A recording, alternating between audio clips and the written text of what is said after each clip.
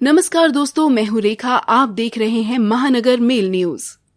पाकिस्तान से पीओके पर बढ़ते तनावों के बीच रॉ के पूर्व अधिकारी श्री एन.के. सूद ने चीन के खिलाफ भारत की क्या तैयारियां हैं, किस प्रकार से हमने अपने आप को तैयार किया है, इसके बारे में एक वीडियो में विस्तार से बताया है। देश की सबसे बड़ी इन्वेस्टिगेशन एजेंसी सीबीआई जहां देश में बहुत बड़े मामलों और अपराधों की जांच करती है, वहीं रॉ का काम विदेशों में भारत के हितों की रक्षा के लिए होता है। हम जो वीडियो प्रस्तुत कर रहे हैं, इस वीडियो में श्री सूद ने बताया है कि भारत के पिछले साल हुए डोकलाम में चीनी सैनिकों से मुठभेड़ के बाद चीन की हर नापाक कोशिशों का उसी की भाषा में मुंहतोड़ जवाब दिया है। भारतीय थल सेना, वायुसेना और नेवी ने किस प्रकार की तैयारियां की हैं, ये भी श्री सूद ने बताने की कोशिश की है। तो आइए देखते हैं ये वीडियो। दोस्तों, आज का हमारा टाइटल है वीडियो का चाइनीज रिएक्शन, यानी कि Chinese reaction to Gilgit Baltistan, जो इंडिया ने पाकिस्तान से क्लेम किया। जैसे इंडिया ने पाकिस्तान से कहा कि पीओके और गिलगिट बाल्टिस्तान को खाली कर दो, तो इंडियन सिक्योरिटी और डिफेंस एक्सपर्ट्स को ये एक्सपेक्टेशन थी, या वो एक्सपेक्ट कर रहे थे कि चाइना का इसके ऊपर जरूर रिएक्शन होगा। और पहले मैं बता दूं कि इंडिया पहले से ही तैयारी में है कई सालों से। War on two fronts, war on two fronts की बात है कि चाइना और पाकिस्तान के साथ, दोनों के साथ इकट्ठी लड़ाई। अगर हम लड़ाई को किस तैयारी रखेंगे तो ही हम वॉर को अवॉइड कर सकते हैं। इंडिया के जो मिलिट्री स्ट्रेटेजिस्ट थे, वो इसी चीज को सोच करके कि चाइना इसमें रिएक्शन करेगा, तो एक टॉप लेवल मिलिट्री डेलीगेशन को लेह लद्दाख भेजा गया, वहां की सिचुएशन देखने के लिए और वहां पे ये देखने के लिए कि वहां पे हमको क्या जरूरत है किन चीजों की। उसके बाद 5 मई 2020 को एक जब डेलीगेशन वहां विजिट कर रही थी, तो 2 चाइनीज हेलीकॉप्टर्स ऑफेंसिवली इंडिया की एलओसी की तरफ बढ़े। हमारी जो एयरफोर्स थी वो भी तैयार थी, और जैसे उन्होंने देखा कि चाइनीज हेलीकॉप्टर्स हमारे यहाँ पे इसकी तरफ बढ़ रहे हैं, जैसे वो रडार पे आए, तो इन्होंने 2 सुकोई प्लेन्स को उनके हेलीकॉप्टर्स की तरफ भेज दिया कुछ ही सेकंड के अंदर। और ये जैसे जो प्लेन्स थे इंडियन हेलीकॉप्टर की तरफ बढ़े एलओसी पे, तो हेलीकॉप्टर्स ने अपनी डायरेक्शन चेंज कर ली और वापस चले गए। चाइना ने कभी भी ऐसा एक्सपेक्ट नहीं किया था कि इंडिया इस तरीके से अपना ऑफेंसिव ट्रीटमेंट लेगा या ऑफेंसिव पोस्चर अडॉप्ट करेगा, क्योंकि पहले इंडियन एयरफोर्स ने ऐसा कभी कोई काम नहीं किया और चाइनीज की एक्सपेक्टेशन भी नहीं थी। चाइनीज की एक्सपेक्टेशन तो डोकलाम के टाइम पे भी नहीं थी कि इंडिया उनके साथ स्टैंड करेगा। लेकिन कुछ सालों में इंडिया के जो डिफेंस प्लानर्स हैं और ये हमारी गवर्नमेंट है, उनकी एक पॉलिसी चेंज हो चुकी है। चाइना को अब हम ज्यादा टॉलरेट नहीं कर सकते। उसके साथ साथ 9 मई 2020 को चाइनीज पीएलए फोर्सेस सिक्किम के बॉर्डर में घुसी। कौन जगह है नुकाला के अंदर सिक्किम के पास, वहां पे पेट्रोलिंग करते हुए इंडियन टेरिटरी में घुस गए। पहले वो इस एरिया में कभी नहीं घुसे। तो इंडियन जो फोर्सेस थी वो रेडी थी, उन्होंने उनको कन्फ्रंट किया, उनके आपस में हीटेड आर्गुमेंट्स हुई, आर्गुमेंट के बाद धक्का मुक्की हुई और उसके बाद मुक्के घुसे चले। इसके बाद 7 चाइनीज सोल्जर्स इंजर्ड हुए और 4 इंडियन सोल्जर्स को भी माइनर इंजरीज आई। चाइनीज गवर्नमेंट ने ये हाल देख करके कि इंडिया किस तरीके से उनके पास आ रहा है, क्योंकि पहली बार वो धमकी दिया करते थे, उन्होंने कहा कि नहीं बॉर्डर पे पीस रखी जाए। और इसके बाद दूसरी तरफ चाइनीज नेवी जो है साउथ चाइना सी के अंदर बड़े एक्टिव चल रही है, वहां पे अपने लोगों को तंग कर रही है, वियतनाम को तंग कर रही है, मलेशिया को तंग कर रही है, दूसरी कंट्रीज को अंदर। और उसके बाद Chinese navy offensively Indian waters में भी घूम रही है, इंडियन ओशन में घूम रही है। दूसरी तरफ इंडियन नेवी ने भी पूरी वॉच रखी हुई है। इंडिया के भी शिप्स जो है, वॉर शिप्स जो है, जो भी हमारे इंपॉर्टेंट कार्गो जा रहा है उसको एस्कॉर्ट करते हैं, और ताकि कोई चाइनीज ऐसी हरकत ना करे। और अगर चाइनीज ऐसी हरकत करेंगे इंडियन ओशन में, तो चाइना को बहुत भारी नुकसान होगा। चाइना भी ये चीज समझता है। दूसरी तरफ चाइना ने नेपाल को भड़काया, एक काला पानी का इश्यू है, कुछ हो रहा है, उस पर उन्होंने उनके मीडिया और प्रेस के अंदर आर्टिकल्स देने शुरू कर दिए। साथ साथ उन्होंने उनकी गवर्नमेंट को भी प्रेशराइज किया। आजकल नेपाल के अंदर कम्युनिस्ट गवर्नमेंट है, केपी ओली की। ये और गवर्नमेंट जो है ये टोटली प्रो चाइना। आप समझते हैं कि जो नेपाली कम्युनिस्ट हैं वो तो चाइना की तरफ आएंगे। हमारे इंडियन कम्युनिस्ट जो है वही हमको सपोर्ट नहीं करते, वही हमारे देश के खिलाफ जाते हैं, तो हम नेपाली कम्युनिस्टों से क्या सोच सकते हैं। लेकिन इस बार उन्होंने थोड़ा सा ज्यादा ऑफेंसिव स्टेप ले लिया, उसके बारे में अलग वीडियो से बात करेंगे। लेकिन दूसरी तरफ इंडियन गवर्नमेंट ने भी एक ऑफेंसिव स्टेप लेने का सोच लिया नेपाल के खिलाफ, जो आज तक इंडियन गवर्नमेंट ने लिया। नेपाली क्या कर रहे थे, मलेशिया से पाम ऑयल लेके आ रहे थे और यहां से इंडिया को भेज रहे थे। इंडिया को पता था लेकिन कोई ऑब्जेक्शन नहीं, लेकिन इसके साथ साथ इंडिया ने इमीडिएटली पाम ऑयल की इम्पोर्ट बंद कर दी। और साथ में इंडियन के जो स्ट्रेटेजिस्ट हैं, जो इंडियन प्लानर्स हैं या फॉरेन मिनिस्ट्री में बैठे इंटेलिजेंस लोग हैं, उन्होंने भी बातचीत शुरू कर दी कि अगर नेपाल इस तरीके से वन साइडेड एग्रीमेंट लेगा, वन साइडेड एक स्टेप लेगा चाइना के फेवर में, तो हमें क्या करना है। और पॉसिबिलिटी ये भी है, वो ये भी सोच रहे हैं कि क्या हम बॉर्डर सील कर दें, क्या हम नेपाल के साथ पासपोर्ट का अरेंजमेंट करते हैं, क्योंकि जो भी नेपाली पॉलिटिशियन आज खड़ा होता है, खड़ा होने के साथ अपना अगर उसको स्टेटस बनाया तो इंडिया को गाली देता है। इंडिया से सारे बेनिफिट लेते हैं। नेपाल की टोटल पॉपुलेशन जो है वो 2.8 करोड़ है।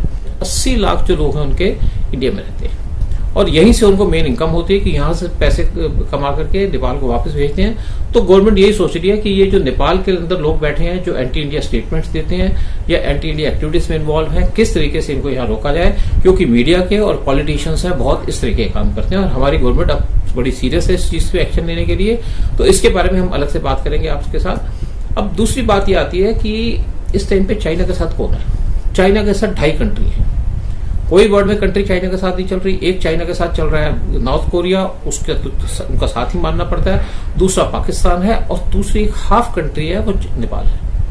और ये जो कंट्री चाइना के साथ चल रही है, इनका बुरा हाल होने वाला है शुरू कुछ अगले सालों के अंदर या कुछ महीनों के अंदर। और दूसरी तरफ चाइना ने क्या किया है, चाइना ने पाकिस्तान के अंदर एक डैम बनाने का प्रोग्राम साइन किया।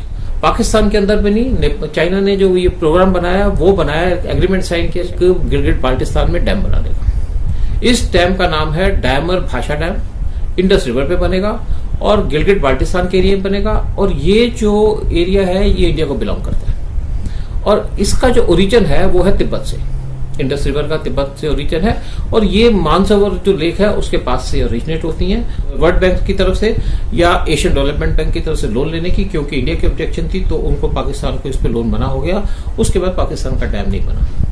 उसके बाद 2018 में पाकिस्तान को फिर चाइना ने कहा डैम बनाने के लिए OBOR के अंदर, लेकिन पाकिस्तान ने इसके लिए मना कर दिया क्योंकि उनके पास पैसे नहीं थे। अभी चाइना ने फिर उनको प्रेशराइज करके ये डैम के लिए राजी किया। और ये डैम बनाने का चाइना का पर्पस ये है कि वो इंडिया को इरिटेट करना चाहते हैं, इंडिया के खिलाफ एक अपना फ्रंट खोलना चाहते हैं। इस डैम का जो टोटल कॉस्ट पड़ रही है वो पड़ रही है $5.8 बिलियन और इसकी कॉस्ट लगता है कि 10 बिलियन तक क्रॉस करेगी। चाइना नॉर्मली पाकिस्तान को लोन देता है 5 से 7% के ऊपर। इसी की वजह से आज पाकिस्तान की इकोनॉमी खराब है। साथ साथ ये डैम जो है ये उम्मीद है कि 2028 तक पूरा हो जाएगा। एक इसका जो एग्रीमेंट साइन किया है वो है frontier works organisation FWO Pakistan की, साथ में चाइनीज कंपनी है उसका नाम है पावर चाइना। और ये जो है 4500 मेगावाट बिजली पैदा करेगा। ये कहा जाता है कि 16,500 लोगों को जॉब देगा।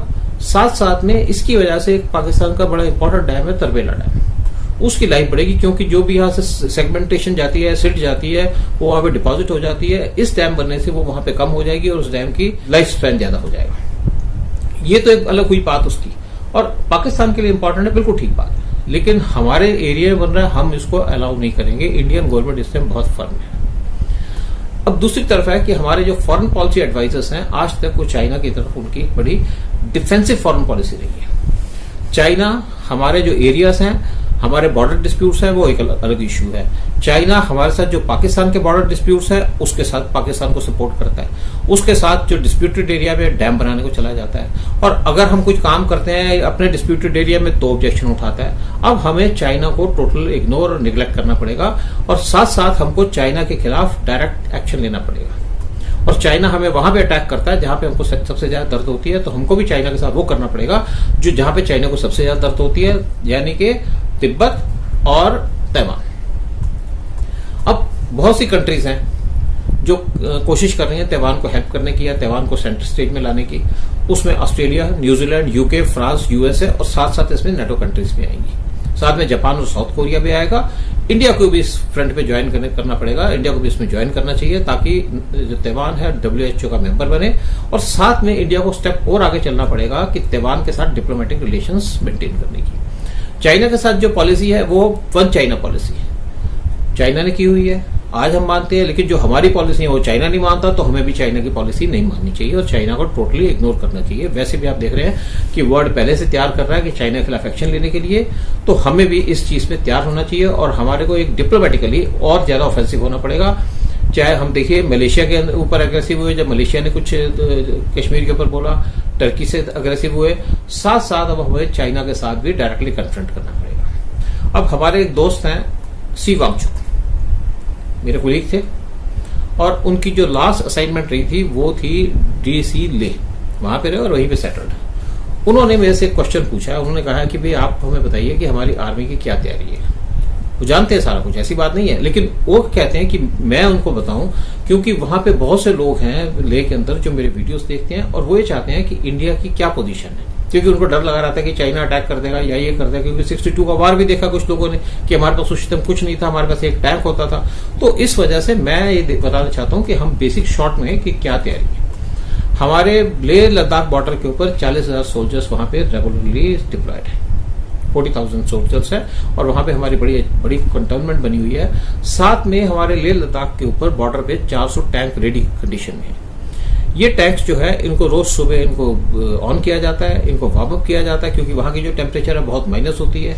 अभी कुछ दिन पहले वहां की जो टेम्परेचर थी -1 और -4 की रेंज में थी। तो वहां पे इनको रेडी कंडीशन में रखा जाता है, ऑपरेशन कंडीशन में रखा जाता है, ताकि कोई ऐसी सिचुएशन हो तो ये हम इमीडिएटली इनको डिप्लॉय कर सके, यूज कर सके। दूसरी बात है, जो लेह एयरपोर्ट है उसको स्ट्रेंथन किया गया, उसकी हमें लेंथ भी बढ़ाई गई है, और वहां पे आज की डेट में किसी टाइप का भी प्लेन या हमारे फाइटर प्लेन्स और हमारे ट्रांसपोर्ट प्लेन्स वहां लैंड कर सकते हैं। पहले टाइम में जब 70s, 80s, 90s के अंदर या इवन 2000 उसके टाइम में अगर हमारा कोई डिफेंस का प्लेन वहां लैंड करता था लेह पे, तो चाइनीज आर्मी आगे आ जाती थी। आज की वो पोजीशन नहीं है। साथ साथ हमने क्या किया है, लद्दाख के बॉर्डर पे 3 ALG बनाई है। ALG मतलब एडवांस लैंडिंग ग्राउंड्स। एक ALG बनी है दौलताबाग ओलीडी, जिसको DBO कहते हैं, दूसरा है फुकचे, और तीसरा है न्योमा।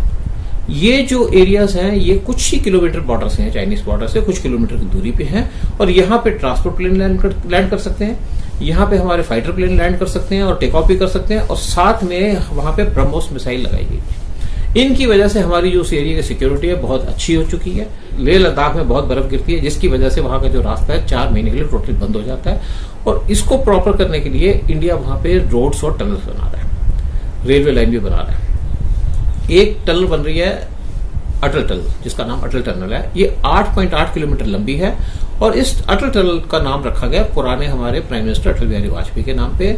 ये जो टनल है ये रोहतांग पास के वहां से बन रही है, लेह मनाली हाईवे पे, और ये टनल जो है पूरे 2020 सितंबर में पूरी हो जाएगी। इसकी वजह से हमारा जो वहां पे जो डिस्ट्रक्शन होती है ट्रैफिक की, वो बंद हो जाएगी। दूसरी एक बन रही है जोजिला टनल। इसकी फाउंडेशन है प्राइम मिनिस्टर मोदी ने मई 12, 2018 को ले की थी। इस टनल की कॉस्ट है 6,809 करोड़, और ये टनल की लंबाई है 14.2 किलोमीटर। ये टनल जो है, ये प्रोजेक्ट जो है 2026 में पूरा हो जाएगा।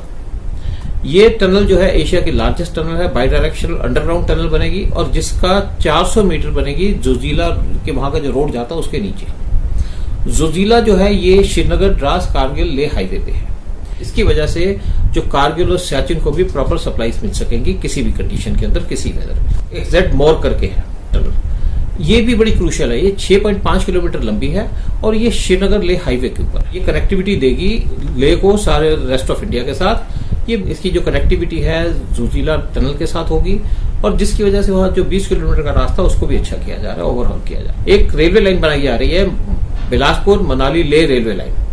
इसकी लेंथ 498 किलोमीटर है, और ये बिलासपुर हिमाचल प्रदेश से लेह को कनेक्ट करेगी। इसकी जो टोटल कॉस्ट आ रही है वो है 83,360 करोड़। इसकी जो हाइट रहेगी, मैक्सिमम हाइट पे जो जाएगी वो जाएगी 5,360 मीटर अबव सी लेवल, और इसकी वजह से जो आर्मी और टूरिज्म की बड़ी मदद मिलेगी, रेगुलर सप्लाई मिल सकेगी, क्योंकि वहां पे ऑक्सीजन बहुत कम होती है लेह लद्दाख में। तो इसकी वजह से इस ट्रेन के अंदर ऑक्सीजन मास्क भी लगाए जाएंगे, ताकि यहाँ पे यात्रियों को मुश्किल न हो सके, और ये ट्रेन जो है 2026 तक पूरी हो जाएगी। तो ये हमारा काम चल रहा है वहां पे अपने प्रोवाइड करने का, हमारे को इंफ्रास्ट्रक्चर तैयार करने का, या हमारी कनेक्टिविटी लेके रेगुलर करने का। साथ साथ हमारी पूरी तैयारी है वहां पे, और अगर चाइना किसी भी तरीके से कोई मिस एडवेंचर शो करता है तो चाइना को मुक्की खानी पड़ेगी। ये 1962 नहीं है, 1962 नहीं है, ये चाइना याद रखे। Thank you very much.